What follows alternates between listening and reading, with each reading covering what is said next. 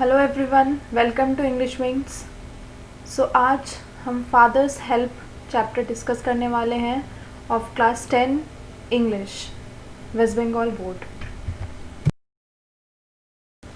So father help is written by R.K. Narayan. The main character Swami concocts elaborate lies to get out of having to go to school. First he says he is ill, then he creates a ever-deepening line about a teacher who is abusive. Believing him, the father writes a letter to the school complaining about this teacher, named Samuel. Samuel, however, is a kind teacher, and Swami is hard put to provoke his teacher into acting as the letter depicts. Finally, Swami provokes the teacher to the point that he canes Swami. Swami, believing that he now has his evidence so that he can be allowed to remain home and never have to go to school, runs to the headmaster's office to deliver the father's letter. The headmaster is out for the day and Swami has to go home with the letter still in his pockets. His father calls him a coward for not delivering the letter. The father rips up the letter in disgust. That means father help में the main character is Swami, जो कि regularly continuously झूठ पे झूठ बोलता है ताकि उसे स्कूल ना जाना पड़े, और इसलिए वो उससे भी बड़ा झूठ बनाता है एक ऐसे टीचर के इमेज का जो कि उसके टीचर के इमेज के जस्ट ऑपोजिट था.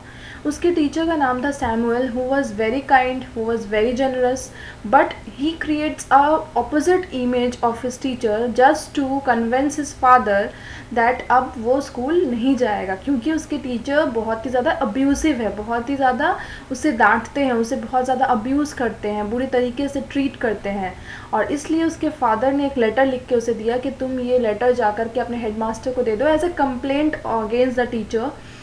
बट वो स्कूल जब जाने के बाद वो सोचता है कि उसके टीचर तो ऐसे है ही नहीं, तो वो ये टीचर को प्रिंसिपल को लेटर दे कैसे सकता है. So he provokes his teacher कि वो टीचर उस तरीके से बिहेव करे, और at the end of the day वो प्रिंसिपल को वो लेटर देने जाता भी है, but principal was not present in the school, और इस कारण से उसे वो लेटर वापस घर लेकर जाना पड़ता है, जिसके कारण उसके फादर बहुत ही ज़्यादा गुस्से में वो लेटर को फाड़ कर फेंक देते हैं. So here is a short introduction of the author. In the short story titled Father's Help, the renowned English author R.K. Narayan unravels the inward mind of school-going child. किसी भी एक छोटे स्कूल गोइंग चाइल्ड के दिमाग में ये सारी चीज़ें चलती रहती है कि वो आज क्या नया सोचे ताकि उसको स्कूल नहीं जाना पड़े. वो एक्सक्यूज़ बनाता है, नए नए एक आइडिया सोचता है, और यही स्वामी के रूप में एक नॉर्मल चाइल्ड के मेंटालिटी को दिखाने की कोशिश R.K. नारायण ने स्टोरी में की है. Through the manufacture of false stories with respect to his teacher and his subsequent endeavors to legitimize his closure by Swaminathan, the hero of the story established the story. और इस तरीके से गलत गलत स्टोरीज बना करके अपने टीचर के साथ साथ ही साथ सिचुएशंस को लेकर स्वामी इस पूरे स्टोरी को लीड करता है. So here are some keywords जो कि आपके एग्ज़ाम्स में बहुत यूज़फुल होंगे और आपको चैप्टर समझने में काफ़ी हद तक हेल्प करेंगे. सो प्लीज़ इन कीवर्ड्स को बार बार रिपीट करके इन्हें लर्न करें, इन्हें बुक में मार्क करें, या फिर इस वीडियो को बार बार देखें ताकि ये कीवर्ड्स आपके दिमाग में पूरी तरह से प्रिंट हो जाएं, ताकि अब जब भी क्वेश्चन में इन कीवर्ड्स, क्योंकि क्वेश्चंस में बेसिकली इन कीवर्ड्स को यूज़ करके आपसे क्वेश्चन पूछे जाते हैं, तो इन कीवर्ड्स का जानना आपके लिए काफ़ी ज़रूरी होता है. तो इन कीवर्ड्स को ध्यान में रखकर ही अपनी पढ़ाई को प्रोसेस में आगे ले जाएं. The first one is शडर, that means shake और ट्रेम्बल, डर में काँप जाना. सेकेंड जेनरसली मीन्स प्लेंटीफुली, बहुत ही ज़्यादा खुश होकर किसी को भी कुछ भी दे देना. Third one is loaf, that means one piece of bread usually. Tactics means plan और स्ट्रैटेजी. प्रोटेस्ट मीन्स ऑब्जेक्शन, किसी भी चीज़ के किसी भी मूवमेंट के खिलाफ जाना. Unexpected means unpredicted. Apprehensively means uneasy or fearful. Conscience means moral sense of right and wrong, जो कि एक इंसान में होता है कि उसे क्या डिसीजन लेना है, राइट और wrong. Accurate means exactly. Busy means weak or unsteady. So if you like the video, if you all like the content, please like, share and subscribe to my channel. I hope you like the video. And stay tuned for the upcoming session where I will discuss the question and answers of this chapter and also the extra questions of this chapter. At the end of the video I have given an important question of previous year, so please वो and तक इस video को देखें और उस question के answer को comment box में ज़रूर टाइप करें ताकि I can review the answer of yours and give you some inputs to that you can enter in your answers as well. So the unit 1 of the story, because the story is divided into 3 units. The first one, lying in bed, Swami realized with a shudder that it was Monday morning. It looked as though only a moment ago it had been the last period on Friday. Already Monday was here. He hoped that an earthquake would reduce the school. अब उसके दिमाग में ये चलने लगा कि फिर से मंडे आ गया, अभी अभी तो फ्राइडे इवनिंग गया था, मीन्स अभी अभी तो वीकेंड आया था और अभी अभी ख़त्म हो गया. अब वो सोचने लगा काश एक अर्थक्वेक आ जाता. Building to dust but that good building Albert Mission School, ये उसके स्कूल का नाम था, please mark that line, had withstood similar prayers for over 100 years now. ऐसे 100 years से स्टूडेंट्स स्कूल के लिए प्रे करते होंगे बट ये स्कूल आज तक गिरा नहीं. एट 9 o'clock स्वामीनाथन वेल्ड, 9 बजे उसकी स्टार्ट हो गई जो प्लानिंग उसने की थी कि I have a headache. His mother said why don't you go to school in a jutka. उसने कहा कि अब तुम स्कूल चले जाओ. So that I may be completely dead at the other end. Have you any idea what it means to be jolted in a जुटका? That means एक bullock cart एक बैलगाड़ी में आपको पता है कितनी ज़्यादा जर्क होता है, उससे ज़्यादा और ज़्यादा सर दर्द हो जाएगी. Have you many important class today? उसकी माँ पूछती है क्या कोई important classes है? Important? That geography teacher has been teaching the same lesson for over a year now. वो टीचर तो एक ही साल से एक ही चीज़ ज्योग्राफी लेसन पढ़ा रहे हैं. And we have arithmetic which means for a whole period we are going to be beaten by the teacher. Important lessons. Math class में तो हम सबकी पिटाई ही होनी है, तो ये सब क्या इम्पॉर्टेंट है. And mother generously suggested that Swami might stay at home. Mother भी कन्विंस हो जाती है कि ठीक है तुम्हें स्कूल जाने की कोई ज़रूरत नहीं है.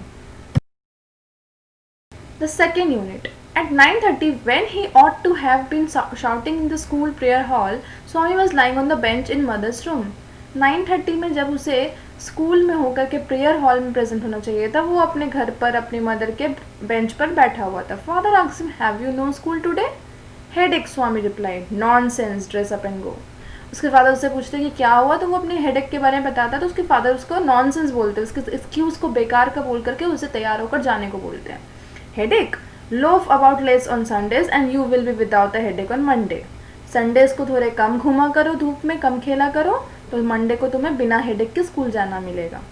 स्वामी knew how stubborn his father could be. वो जानता था उसके फादर उसकी मदर की तरह इजीली कन्विंस नहीं होने वाले हैं. And changed his tactics. तो उसने फादर के लिए दूसरी प्लान बनाने का सोचा. I can't go so late to the class, I agree, but you will have to. It's your own fault. You should have asked me before deciding to stay away. वो बोलता है मैं इतनी लेट से नहीं जा सकता. तो उसके फादर बोलते हैं मैं जानता हूँ तुम इतने लेट से नहीं जा सकते, लेकिन पहले तुम्हें मेरे साथ डिस्कस कर लेना चाहिए था स्कूल एब्सेंट करने के पहले. तुमने अब क्यों नहीं किया, अब तुम्हें जाना पड़ेगा. What will the teacher think if I go so late. अगर मैं इतना लेट गया तो क्या होगा. Tell him you had a headache and so are late. तुम उन्हें सच बताना हेडेक था इसलिए लेट हो गए. He will beat me if I so. अगर मैं ऐसा कहूँगा तो उसने वो मेरी बहुत पिटाई करेंगे. Will he, let us see what is his name. ऐसा होगा, क्या है उनका नाम. सैमुएल. वो उन्हें उसका नाम बताता. Does he beat the boys. He is very violent, specially with boys who come late. वो बहुत वॉयलेंट है, बहुत पीटते हैं ज़्यादातर उनको जो लेट कमर्स होते हैं. Some days ago a boy was made to stay on his knees for a whole period in corner of the class because he came late. कुछ दिनों पहले एक लड़का जो लेट आया था उसे नी पर खड़ा करके, अपने घुटनों पर खड़ा करा के पूरे पीरियड के लिए टीचर ने बाहर खड़ा किया था. And that too after getting 6 cuts from the cane and having his ear twisted. और वो भी क्यों, क्योंकि पूरे 6 बार उसे हाथ पर पिटाई पड़ी, साथ ही साथ उसे कान भी उसके मरोड़े गए. I wouldn't like to go late to the Samuel's class. मैं सैमुअल की क्लास में बिल्कुल भी लेट से नहीं जाने वाला. If he is so violent why not tell your head master about it. अगर वो इतने वॉयलेंट है तो अपने हेड मास्टर से कंप्लेन क्यों नहीं करते तुम लोग. They say that even the head master is afraid of him. सभी कहते हैं कि हेड मास्टर भी उनसे काफ़ी डरते हैं. He is such a violent man. वो इतने ज़्यादा डरावरे हैं. Most important question. So here is a bonus question for all of you जो आपको लिखना है. आपको इन क्वेश्चंस को प्रैक्टिस करना है और नेक्स्ट वीडियो में मैं इस क्वेश्चन के आंसर आपको प्रोवाइड करूँगी just to match up with your answers, ताकि आप मैचअप कर पाए दोनों आंसर्स को और आप देख पाएँ कि आपके आंसर में क्या मिसिंग है, आपको उसमें और क्या इनपुट डालना है. पर टिल देन आप ये आंसर्स को कमेंट बॉक्स में ज़रूर कमेंट करें so that I can review your answers. Till then stay safe and start studying today. So the question is, what is mother's response to Swami's condition? स्वामी की condition के का mother के ऊपर क्या effect होता है, मदर उसको क्या रिस्पॉन्ड करती है. तो इसके लिए आपको एक एलाबोरेट आंसर लिखना है. और if you like the content, if you like my channel, please like, share and subscribe to my channel. Till then stay safe, stay tuned to my next video.